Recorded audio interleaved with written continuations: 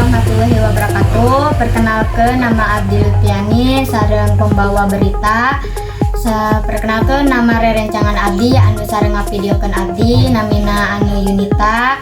Sareng rerencangan Abdi anu ngedit video namina Deta Junita. Sekian. Wassalamualaikum warahmatullahi wabarakatuh. Assalamualaikum warahmatullahi wabarakatuh. Wilujeng enjing siang sadayana nu abdi pika hormat Bapak Ibu guru sareng rerencangan abdi anu pika cinta.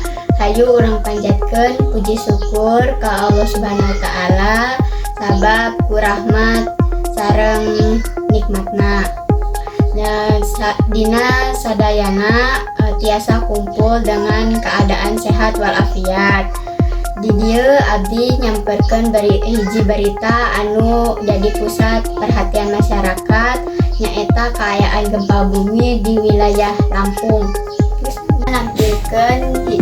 Nampilkeun berita ieu abdi bade ngajelaskeun kagunaan unsur 5W hiji H, tanjang, lanjung, jelas, sareng gampang kaharti. Hiji, naon gempa bumi di wilayah pesisiran barat Lampung kalayaan kekuatan magnitudo 2,4 sanajan kaasup gempa leutik ieu sebab tetap karasa keluarga serta nyebabkeun rasa hariwang di masyarakat. Gempa bumi dilaporkan ku BMKG, Badan Meteorologi, Klimatologi, sareng Geofisika. Sedangkan anu ngarasakeun dampakna nyaeta warga di wilayah pesisiran barat Lampung sareng sabadaranana.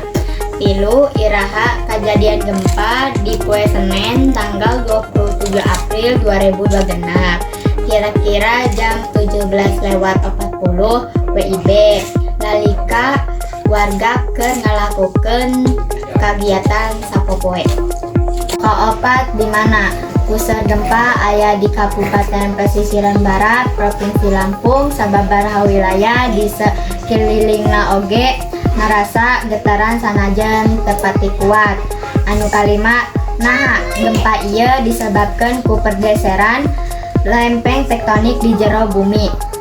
Sakumaha anu urang terang Indonesia aya di jalur cincin api atawa ring of fire anu ngajadikeun negara urang rawan karena gempa bumi jeung gunung api.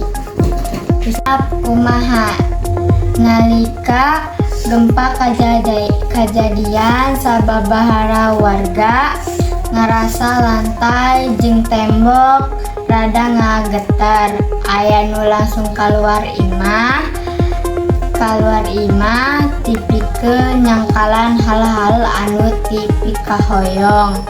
Sanajan kitu kaayaan tetep aman sebab teu aya kerusakan anu parah jeung korban jiwa.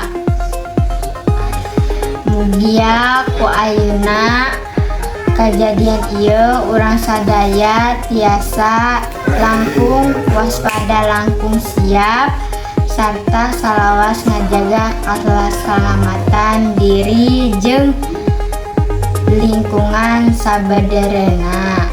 Saat tacan abdi mungkas ieu biantara